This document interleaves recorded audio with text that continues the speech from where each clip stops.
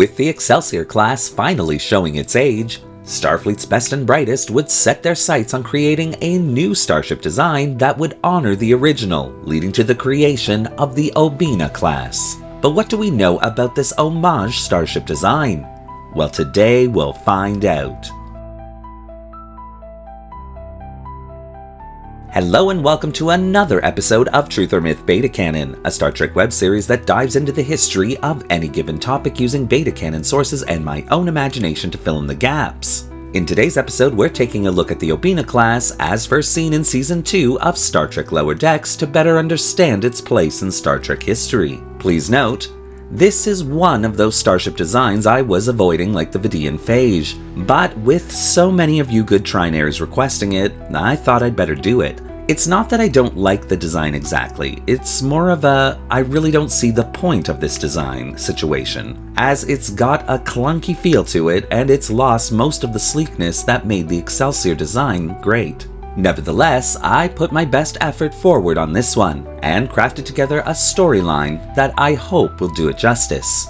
But as always, because this is just a beta canon video, all information relayed should pretty much be taken with a grain of stardust and only considered a little bit of Star Trek fun. And so, with all that out of the way, let's begin. The Great Experiment, the USS Excelsior, was originally a failure. Heralded as the gateway to transwarp speeds, the starship itself would disappoint not only Starfleet, but the entire Federation when it failed to reach transwarp velocity. But with a sound design, and not wanting to waste a potential asset, Starfleet Command would retrofit the Excelsior with more standardized technology, only to discover that the starship was actually far superior to any other class design that they currently had in service.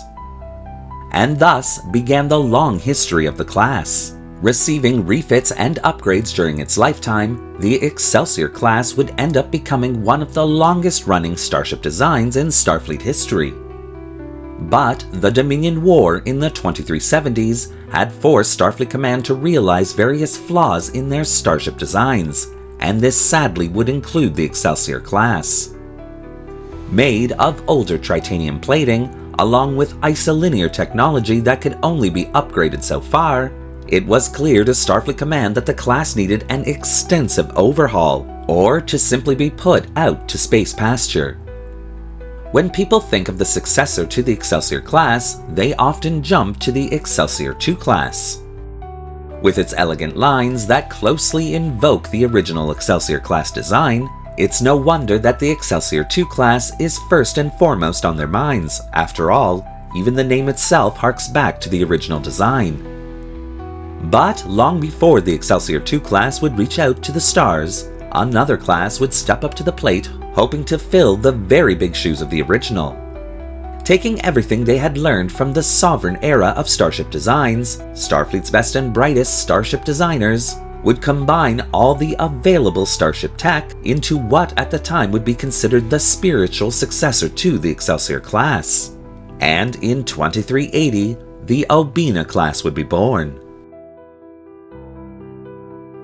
Sitting at a length of 476 meters, the Obena class was designed to be operated by 402 officers and crew members.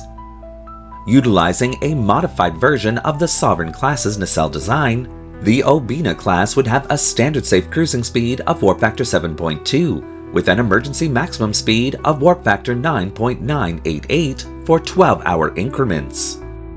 Perhaps seeking redemption for the original Excelsior's failure as a transwarp experiment, the Obena class would also be the first starship design to test out Starfleet's newly developed quantum slipstream drive. Eventually, all Obena class vessels would contain a fully functional version of the slipstream drive.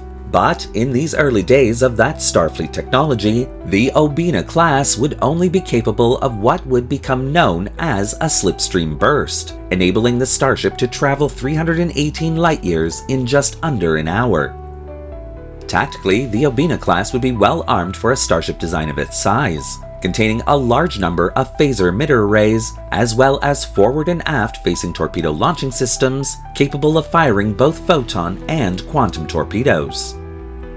The Obena class's hull plating would go far above and beyond the original Excelsior's design. Based on the hull armor of again the Sovereign class, the Obena's hull plating could take a tremendous beating, even without the starship being shielded. As for the Obena class's shields, they would be of the multi-regenerative type, common for that era of starship design. Considered a multi-role explorer starship design, the Obena class would be equipped with an extensive scientific array, which included some of the most advanced high-resolution sensors that had ever been created at the time. The Obena class would also be a test starship design for several communication system upgrades Starfleet was hoping to deploy fleet-wide. Based on the Midas Array technology developed by Project Pathfinder, these comm upgrades would end up almost doubling subspace communication speeds, a major achievement for that technology. An extensive shuttle bay complex fully stocked with the latest auxiliary spacecraft that Starfleet had to offer at the time would round out this class's design. The USS Obena would be launched for her shakedown cruise in early 2380, and after a few bugs had been worked out in her systems, Starfleet Command would order the class into full production, intending this starship design to replace her aged cousins. However, history had different plans for this starship class. With the Romulan crisis rearing its ugly head in 2383, Starfleet Command would put a halt to constructing any new vessels of the class, diverting all their resources into building the fleet of Wallenberg-class starships required for the complete evacuation of Romulus. And after the synth attack of 2385 and the Federation's subsequent withdrawal of assistance from the Romulan Star Empire, Starfleet Command would instead focus on the multi-purpose and far easier to construct starship design known as the Inquiry class, until their fleet was once again back up to full strength. And once Starfleet Command began normal starship construction operations again, their focus would change from constructing starship designs like the Obena class to the newer starship designs being developed based on the Borg Reclamation Project technology. As a result, the Obena class would quickly fade from the collected memories of the Federation, with all the remaining starships of the class being decommissioned in the early 25th century. Created to be a successor to the original Excelsior class design, the Obena class would instead be forgotten, even though her development would directly lead to several technological breakthroughs that would not have been possible without her existence, earning this class her very important place in Starfleet history.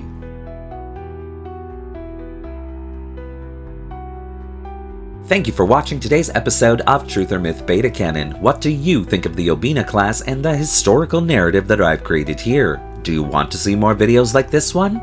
Well, leave your comments in the section below, and don't forget to like the video and subscribe to the channel, hitting that little bell icon so you won't miss a single video we release. Want to help the channel learn to burst into Slipstream during an emergency situation? Then consider becoming a channel member subscriber or a channel patron, both a major help that allows this channel to purchase resources and 3D models to keep it going. The link to both memberships is in the description below. Thanks again for watching, live long, and prosper.